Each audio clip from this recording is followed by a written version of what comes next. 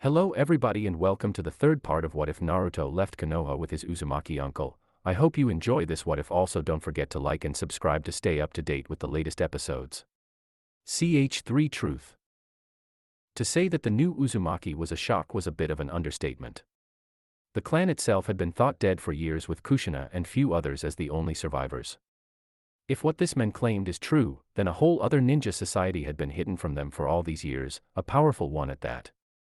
The Uzumaki clan was destroyed for a reason, how powerful they were in the Shinobi World War. But now that the clan has resurfaced, how will they have been forgotten?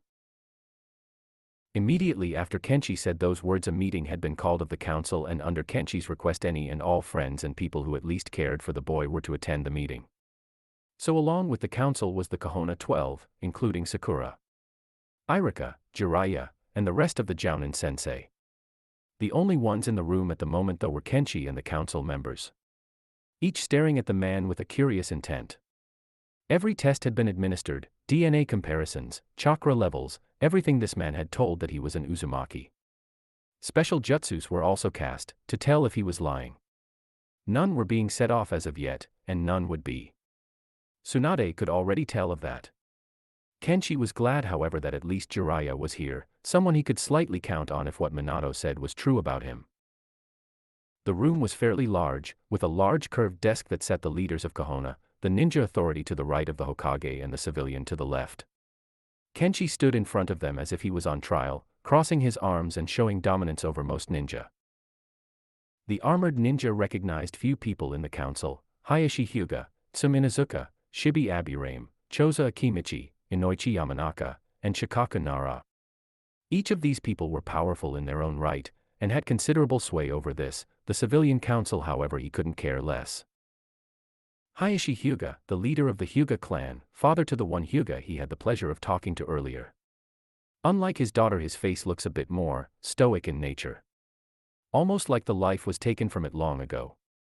He is slightly pale, long black hair that reaches his back, pale eyes like the rest of his clan, strong facial features and a built-in scowl on his face. The man wore a simple white loose-fitting robe that reached his feet with a dark brown jacket, along with brown sandals. Tsume Inuzuka, the leader of the Inuzuka clan, mother to a son Kiba if Kenshi thought correctly. She has long, spiky, untamed brown hair, brown eyes with vertical slit-like pupils, and elongated teeth and nails. She also has the clan Fong markings over her eyes and cheeks in a dark purple. Wearing the standard outfit of the leaf, similar to Kakashi. Shibi Aburame, father to Shino, leader of the Aburame clan. Along with the other members of his clan, his eyes are hidden with dark glasses, his featuring a tassel that hangs down one side. Slightly tanned skin, short, spiky black hair and a mustache. He wears a high-collared pale, hooded cloak with a small gourd on his back, possibly filled with more of his clan's bugs. He has underneath said cloak a high-collar black jacket with similarly colored pants and ninja sandals. Choza Akimichi, leader of the Akimichi clan, father to Choji, part of the Ino Shikacho trio, famous for their battle tactics and strength. Long, red hair, purple marks on his cheeks, his eye color unknown since they seem closed most of the time. He wears a samurai-like outfit with a black suit with a silver armor chest plate, a giant kanji for food on the front of it. Along with a rope belt, hand guards, and a large bandana tied around his head, along with a pair of silver, hooped earrings. Inoichi Yamanaka, father to Ino and head of his own clan, part of the Ino Shikacho trio. Long blonde hair, spiky on the top and ending with a ponytail down his back, blue-green eyes and strong facial features. He wore the standard outfit of the leaf but with a sleeveless red jacket over the large green vest. Shikaku Nara, father to Shikamaru and leader of the Nara clan, the final part of the Ino Shikacho trio. His most noticeable feature is the two large scars on the right side of his face, most likely gained during battle. He had dark hair tied up into a spiky ponytail, dark eyes as well as a goatee. His ears are also pierced but missing earrings. Wearing a meshed shirt underneath the leaf vest, a deerskin coat over which and hand guards, dark pants as well. There was one however that drew his attention, an elder man, tanned, wrapped almost completely in bandages from his left eye to both his arms and chest, his right arm in a sling of some kind. Danzo Shimura, what a bad feeling Kenshi has from this man. Danzo sighed at the amount of people in the building waiting on the other side. This man, whoever he was, just gave him some of the worst news, and best he could have heard in all of his years. How did they hide for so long, especially from him? Sure, the man wouldn't be a problem, but his clan would. Time to get information out of this. Why are all of these people here? I thought that this was a council meeting, not a gathering. Kenshi turned to him with an anger rivaling the Kyuubi. I wanted to see how many people cared for Naruto. I expected the entire village to be here, but I see that this is not the case. It is not our fault that he wasn't beloved by the people. No, it wasn't, I guess, nor was it your fault that he was beaten, stolen from, left half dead more than once, had his home vandalized and set on fire. No, I guess that wasn't your fault, wasn't it? Not like it was your fault. You didn't actually know he had a family past them, didn't you? That your actions would come back to bite you on the ass.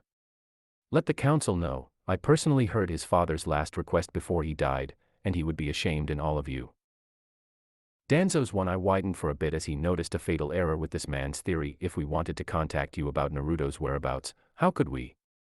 You went into hiding for years, there is no way he could have told you. Wrong, your village deliberately removed him from standard mission forms, encasing him so deep in red tape an ANBU's real identity could be found easier than him. Why do you think Naruto's missions were always restricted, even his basic movements outside the village? Because Sarutobi didn't want him to leave, he didn't even put him on for the world to see. He hid Naruto. Why do you think no other village expressed even the slightest knowing of him? Some would have at least bet on him. I mean, he is the container after all, why not? He could level cities, destroy villages, and yet, no one did. Not a single soul, so that begged the question, did they even know about him? And after one of my clones got back to me, there was no record on standard ninja forms in any village of a Naruto Uzumaki. If there was paperwork, then we would have been able to contact him at a later date. Worst part was, I was personally told by this village that he was dead. Shibi spoke next, his voice monotone and without expression. So what you are telling us is that you knew the fourth, knew what his last words were before or after his death, someone told you of his demise, and Naruto's along with him, and you never came back. There was nothing to come back to. And as to your question, Shibi, when he told me if he should die that the village would protect him, those would be his last words to me. Second, I do not know what ninja told me of Naruto's death, he did not say a name. And thirdly, I saw his demise, no one needed to tell me of that. Shikaku's eyes widened, no paying attention to this man's story. He leaned forward in his seat a little. You were there the entire time, even before I was with them. Now explain to me why his wish wasn't fulfilled. Explain. Naruto backed away a little as they heard him from outside the door. The man concentrated most of his chakra in aura, and it was menacing at the least. Even the fox inside him showed some feeling towards this. Damn kid, I thought I was the angry one. Kenshi turned back to the council. His eyes for a second were red, but now back to its piercing blue. They saw through the council. Almost every one of them, liars in his eyes. No one would stop his mission. I am bringing him home, no matter if you say it is okay or not. Danzo grimaced. I need a way to make him stay here. Hold on, Uzumaki, let's talk about this. Kenshi turned to the man with hate. No, I will not talk to you. The only ones who I will now respond to are the Hokage, Nara, Akimichi, Yamanaka, and Hyuga clans. They have at the very least slightly earned my respect for not hating the boy. The civilian side of the council would have none of this, one of them rising to the challenge. We deserve a right to be heard. And so did he. When we was a child he wasn't cared for, so you gave up that chance when you decided to disregard the fourth's last request. They sank back into their chairs as Shikaku turned to him. I agree that he should be with his family, but I would like to know as to how your clan knew he was here. The last Uzumaki to be here was the fourth's late wife. And you expect us not to miss one of our own. Plus, a chakra signature, a large one, was sent out not too long ago. One I instantly recognized when felt. That was when I headed here, hoping to find him safe. Shikaku sighed as a sudden realization came to him, placing a hand on his head, and rubbing his temples, knew this would be troublesome. Kenshi turned to the council. Did any of you try to respect their wishes? Try to adopt the boy or make his life any better? They all dropped their heads except for Hayashi, who still held his stoic expression. The boy didn't belong in our clan. And why not? The boy was uncivilized, uncultured, rude, disrespectful. Might have helped if he had a father figure growing up, huh? Hayashi's eyes grew but his silence remained. Kenshi sighed, I just heard that we had an Uzumaki here that was practically a hero. I couldn't wait to find out how much of a hero he was treated. And when I find him, this is what I see. Minato would have been ashamed in all of you. Tsunade jumped at this, we tried to help the Gaki. Oh really, what actions did that fool of a Hokage Sarutobi make to help his life in any way? I mean besides holding his existence from us and denying any right to know his father or mother. The teachers of this village, denying him any right to any jutsu known, the shopkeepers save for 2 denied him almost any entry and overprice everything for him. He was living on a literal thread. Well, explain what you did, explain. Kenshi waited a moment before silence answered his question. That's right, none of you did anything. I am taking him home, his true home. One of the braver council members stood up, you can't, he is our ... If you value your life, you will not finish that sentence. Kenshi's sword started to rise from his side, with the help of his left hand in a reverse grip. Several ANBU hidden within the room also began to draw their weapons, ready for a battle. The Uzumaki knew that it was foolish to try and fight in this situation, even he couldn't last against the entirety of the ninja council. He turned to the ANBU by the door who was too petrified to take any action against him. They really needed better ninja if this was enough to make one scared. Let Naruto and any person of his choosing in. I am going to explain everything, even the Kyuubi, so make a wise decision. Tsunade turned to him, with more questions than answers. How do you know all of this? Because, I was the fourth's friend and his brother-in-law. To say that Naruto was shocked was a bit of an understatement. He had family, a clan, and they hid them from him. He didn't hate the village for this, but he was angry. The third didn't even tell him anything. Is it a possibility that he didn't know as well? No one in the village seemed to know Kenshi, even if he said he has been here since the beginning. Did he know about me as well? No, he said that they told him he was dead, but why? Naruto's head hurt with so many questions and little answers. He had heard everything within the room, each piece of info as impactful as the next. When the ANBU came to him, saying that Kenshi wanted to tell who he wanted to of his problem, he first wondered why. Maybe they may understand and pity. No, not pity, at least he hoped not. As the ANBU explained what had happened, Naruto thought about who to bring. True, a part of me wants them to know, but what if they think I am a monster? Kit, this is probably the only time I will give advice to you. Real friends show themselves when you are hurt the most. So you are saying they should accept me, right? Yeah, if they don't deserve to be called your friends. Don't expect this to happen often. I still hate you, Kit. Naruto nodded, smirking a little as he made his way back to the lobby room. The fox was starting to trust him a little. Telling by the little things he said and the missing of constant death threats. He opened the doors as he noticed the group of friends he had come to know staring back at him. Kakashi, Irika, Asuma, and Kurenai. And all the teams, Choji being different as he now wore his outfit of a white shirt with the kanji for food on it, a green loose jacket, brown shorts, and blue sandals. Every one of them were there, including 2 he hadn't seen since the incident, Kiba Inuzuka and Niji Hyuga. Kiba was one of the few he could probably trust. He was slightly hyper and overconfident most of the time. He was a lightly tanned ninja with dark eyes with slits for pupils, red fang marks on his cheeks, and elongated fangs and nails, and messy brown hair.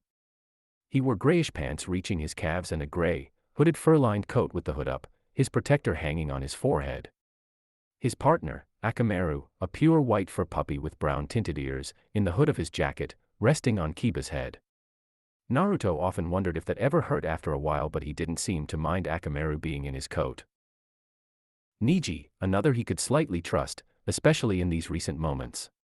A man who had a problem with most of his clan, including Hinata, almost beating her to death. But after a good beatdown and a talking to, his attitude had defiantly improved, especially after a talk with his uncle. Niji seemed to get better, maybe he got the explanation he needed. But even now he was trying to redeem himself, in both Naruto's and Hinata's eyes, trying to seek forgiveness. Niji has long, black hair that reaches his back, tied near the end into a loose ponytail, fair skin, 2 straps attached to his forehead protector that frame the sides of his face, his eyes pale and wide, along with the rest of his clan. A light brown jacket, which he wore over a dull blue shirt, and mesh armor underneath it, dark brown shorts, and blue sandals. He also wore bandages around his right arm, chest, and right leg. He was missing someone though, important but annoying. Where was he? In that moment a middle-aged man walked into the small lobby. A tall man with waist-length, spiky white hair that was tied into a small ponytail, with two shoulder-length bangs that framed his face. He also had red lines that ran down from his eyes and wore a horned forehead protector with the kanji 4 oil on it. He wore a green short robe with matching color pants, under which he wore mesh armor that showed coming out of his sleeves and legs of the outfit, hand guards, a black belt, wooden sandals, a red haori with two simple yellow circles on each side, and a scroll on his back. Naruto beamed a smile, happy that the Toad Sage had arrived. What took you so long? Hey, I got here, didn't I? Be glad I didn't want to do research today or you would be out of luck. The man moved next to Kakashi, his face turning from happy to serious in an instant. What is this about a Uzumaki? Apparently the entire clan survived, or most of them. He is here to get Naruto, stating that the village didn't fulfill the fourth's last wish. I wouldn't blame him, the kid did go through a lot. Did he know Minato? Tenzo is telling me that apparently he was his brother-in-law. Jiraiya's eyes widened for a moment. Kushina had a brother. They must have wanted to keep it secret if even Minato didn't tell me, but hiding for so long, what were they waiting for? Maybe they were scared, they were almost wiped out in the war past. I wouldn't be surprised if someone tried to do it again. The Uzumakis are powerful, Kushina was just an example. But I am surprised at this Kenshi man. I wonder why Minato-sensei chose to hide him. One of the many things we will never know about him. Naruto's mind blazed with different emotions, each different from the last but similar. Mainly focused on confusion and anxiety. The fear of not being accepted filled his mind, but if he didn't tell them now, it might overtake him for the rest of his life. He also noticed that they were looking for answers as well, Shikamaru mainly. Even the man with the IQ that Naruto could ever obtain failed to see what was truly happening. It would eat away at him as well. There were also others, in needing of enlightenment and deserving of this. Taking a breath, Naruto readied himself for the worst. Hey guys, could you follow me for a moment, Kenshi, and I need to tell you something. The group nodded as they walked by him, Jiraiya and Kakashi still talking about something. Sakura brushed past him and whispered, don't think because you are from a clan that you are any different, Baka. Naruto wanted to destroy her in that moment, the anger welled up inside wanted him to. But staying his rage, clenching his fist and muttering a few words. Naruto turned, realizing that the group had left, save for one. Come on Hinata, let's go. Are you alright Naruto-kun? I mean with everything that is happening. I would be lying if I said it didn't bother me. But I am willing to believe Kenshi, I want to meet my family. This man could be dangerous and Naruto-kun. He could want to hurt you or worse. I will take that chance. I have never known my family. If what he says is true, then I will go with him. This is the first time someone has even mentioned them to me, not even the third had that type of knowledge. I need to know, and don't worry, I can handle myself, believe it. Okay Naruto-kun, I am just worried. Turning back to the door, he began to follow the group that had left them, giving Hinata a small smile. Don't worry Hinata, no one ever has. Kenshi smiled as the entire group was brought in. He hadn't realized that he trusts them all this much. Naruto and Hinata walked into the room as Tsunade sighed, all right, get it over with. One of the council members tried to speak but was silenced by a quick glance by Tsunade and Kenshi. The man defiantly had control over the room. Kenshi nodded towards Tsunade as he turned to Naruto, last chance kid, you sure? Naruto nodded, if they don't accept it, they weren't my friends to begin with. Who told you that? Hey, I could have said it. Oh, I know you for 5 seconds and I know you couldn't have come up with something like that. Naruto glared at him before smiling, I am sure. Kenshi turned back towards the group. The jounin he had noticed moved slightly towards the right corner of the room. He guessed that they already knew of the secret, although he would hold that fact against them he shouldn't outright, for Naruto's sake. Clasping his hands together, he got the attention of the group. All right class, pay attention, I am only going to say this once, about how I know why the village doesn't like Naruto and why we never came for him. A long time ago a person in this village housed a being you all know as the Nine Tails. This person was the fourth Hokage's wife Kushina Uzumaki. Now after a while this person gave birth to a child. As the Nine Tails attacked, the fourth knew that he had to seal the beast inside someone, but he knew that he couldn't ask anyone to give up their life if he wasn't able to do it himself. So he did the most honorable thing he could do and sealed it into his own son. With his last dying breath, the fourth told the third that he wanted Naruto to grow up as a hero, not a container for the Nine Tails. But instead of that, the village did the opposite. The child was scorned, hated, despised, and almost assassinated a few times. He grew up without anyone but still tried to be recognized. He was an outcast from society, being alone for more than a decade. A weaker man would have gone insane. He graduated along with you, trying his best to be known and respected. The child was Naruto. After a few moments of silence to let this all sink in, he continued, "Naruto, we never came for you because we believed you were dead. I was told by a ninja from here that you died along with the Nine Tails after the sealing. I didn't have time to check before I left, but I apparently should have. I never believed it, but we had no choice. I couldn't accuse them of doing anything I had no proof of. I am sorry I never came for you, but after I heard of what happened at the Valley of the End, I knew it was you, so I came. I am sorry." They stood there for a moment as the Rookie 12 took this all in. Shikamaru was the first to come back to his senses, and he was angry. "The hell is wrong with you, Dad?" Shikaku turned to his son but said nothing. "We could have done something. Anything to keep him from living that life. Why didn't we? Why did we hide Naruto from his clan? He could have been raised with a family, with ours at the least." He shook his head. "I don't really have an answer for that." Kiba turned towards his own parent, his own anger at the breaking point. "What the hell is wrong with you, Mom?" Sum laughed. "We would have never adopted him. He is a beast." Kiba glared at her, along with Kenshi, who didn't miss the comment. But the woman only laughed. "What do you want to try something, Uzumaki?" "Mom, that is enough." "Oh, shut up, you runt." Kiba stopped. Although his mother wasn't nice, this was beyond her. His anger reached its limit as he turned towards the door. "I need to go. Sorry, Naruto, this isn't about you, but I don't want to attack my own mother." Slamming the door behind him, Naruto nodding in understanding. At the very least the Inuzuka understood and didn't blame him. Ino couldn't even look at her father as she turned to Choji, who had stopped eating his chips and put them away. "I'm not hungry anymore." Shino turned towards his father. "I see no logic in not letting Naruto have come to our clan." Shibi sighed. "Our bugs couldn't have handled his chakra even if we let him in." Shino. Each of Team Guy held regret in their eyes. Each never knowing of Naruto's pain, and each suddenly knowing why he had always wanted to become Hokage, and why he was hated so much. Naruto the entire time looked at the ground as if he had done something wrong. Sadness welled up inside him. They pitied him, not understood. That was what he feared. Hinata turned to him. "And Naruto-kun, you pity me now, don't you?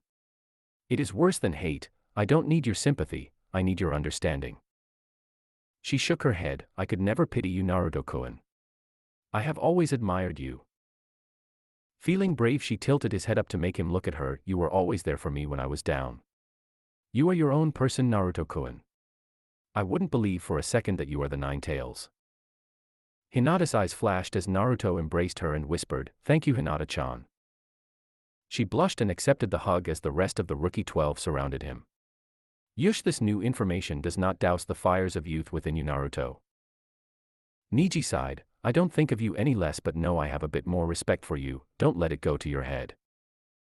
Shino got his attention. "Our clan knows more than anything to be an outcast. Now that I think about it, I know I could have been nicer to you, but I choose to stay away for some reason, and for that I am sorry." Naruto nodded, feeling the anguish wash away with the understanding of his peers. He needed this, released from the pain and the secret he held inside of him. It would all be better now, hopefully. As others began saying what they thought of the new info, Jiraiya turned to the Jonin. "I never thought they would take it this well." Kakashi nodded. "I was sure one of them might have harbored some bad will, but apparently they see him with a bit more respect now."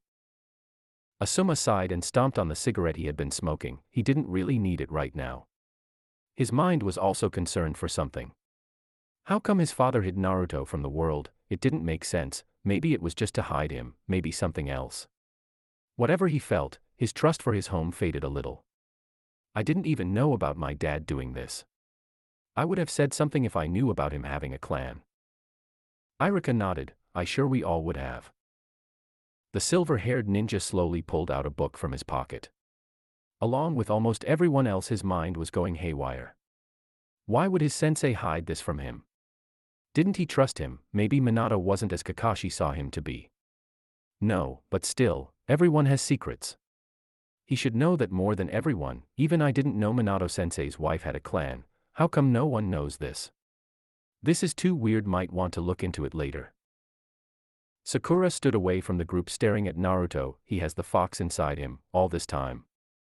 Okay, face it, you were wrong about him.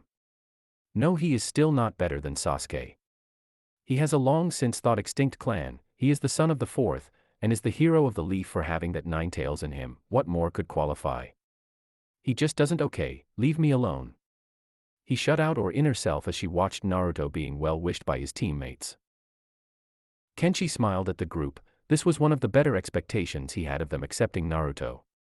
But the group behind him were starting to becoming restless. Might as well solve their problem now. Alright, now what you all know is an S-class secret, so don't go gossiping around. Almost all of their eyes turned towards Ino at the comment. With each seemingly understanding the need to keep this a secret, Kenshi let that issue go. He then turned towards the council, crossing his arms again to show dominance of the room. Now that is out of the way, let's talk about Naruto coming back to his home. The civilian council started to yell, but Kenshi held up his hand. I am prepared to make a compromise. Naruto will come with me to stay and train with me at the Uzushiogakure for a while. After that period is over, I will return with him back here. After we return and an amount of time needed has passed, he will make his choice if he wants to stay in the leaf or stay with his family. Further details will be discussed with the Hokage at a later time. Tsunade nodded, glaring at the rest of the council, daring them to make a wrong move against her. I feel like that is a good arrangement. He turned around back to Naruto and placed a hand on his shoulder. Naruto, I don't want you to answer right now. Spend time with your friends for a while. I will return in a couple of days, then make your decision, all right? Naruto nodded. Where are you going to go? Kenshi smirked a little, releasing his shoulder. Already worried about me, kid? Don't worry, I just need to do some things around the village. If you need me, just yell. Literally, yell and I can probably hear you. One of the council members stood up. Don't you think it should be our choice if a shinobi leaves or not? Kenshi smiled. First, your Hokage has already gave me consent and I will discuss it with her later, not this council. And if you want him to stay without the Hokage's consent, by all means, stop me. He gripped his sword as the council member sat down, knowing that he couldn't stand against the man. He had the upper hand in this verbal fight. Placing his blade down back to his side, he turned towards the door, grabbing the handle slightly and opening the door. Before leaving, Kenshi gave one last look to Naruto, their blue eyes meeting. You do remind me of your mother. Kenshi bowed towards the council and walked out the door unceremoniously, leaving them within a state of confusion for some, hate for others, and happiness for few. Naruto sat down at Ichiraku's with the rest of the rookie 12, minus Sasuke who is in recovery and Sakura who didn't show up. The place was a bit bigger than the small stand it was, holding a few tables that his friends sat at. Knowing the owners had some perks, able to have most of the stand to themselves was one. Naruto sat next to Hinata as she pressed her index fingers together while taking small bites out of her ramen. They sat in slightly uncomfortable silence as they ate, each wondering when the other was going to speak. Shikamaru broke the silence as he turned to Naruto. I think you should go. I mean, this is around the only time you will probably get to see your family. I want you to go, man. Naruto nodded, slightly grateful that someone had finally put in their opinion as Lee sat up in his chair, being careful to not hit his injured leg while waving his hands frantically. I can feel the fires of youth in you, Naruto. Kenshi will no doubt lead you to greatness. I suggest you follow him. Naruto smiled at his friend's antics as other people agreed with the two, but the train stopped with Kiba. Hey man, don't get me wrong, it is cool that you found someone who knows about your family, but don't you think it is just a little off that someone randomly appears saying that he knows your family and wants to take you away? Hinata turned to him. I was using the Byakugan when I met him. He wasn't lying, Kiba. The man nodded as he turned back to his ramen.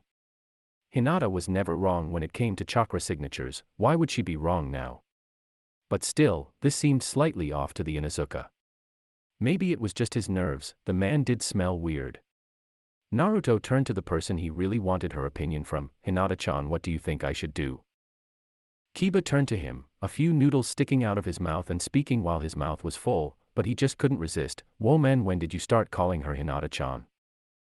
Naruto shrugged. When I got back. Is that a problem?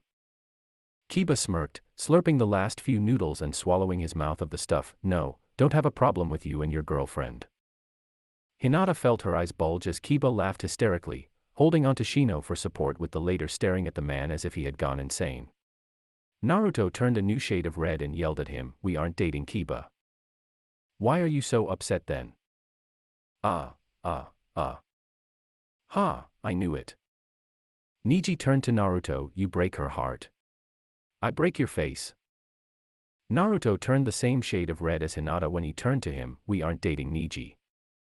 Tell that to your increased heart rate. What about Tenten ha, Neji? His pale eyes grew a little and Tenten turned away shyly. I knew it. Lee stood back up, tears almost flowing from his eyes. The fires of youth are exploding with romance. So Neji, is that why you asked to have that spar time alone with Tenten? Neji activated his bloodline and turned to his friend, shut up Lee. Shikamaru sighed, this is far too troublesome. Ino turned to her teammate, shut it, we all know you are in love with that sand girl Temari. She is just another troublesome woman. Naruto could have sworn that his cheeks grew slightly pink. The debate continued on, growing with intensity and fury, eventually leading to a full-on war of a food fight, in which others stood back, while Kiba, Lee, Choji, Shikamaru, and Naruto went to town. A silent Kenshi smiled at the group as they ranted on about who liked who throughout the night.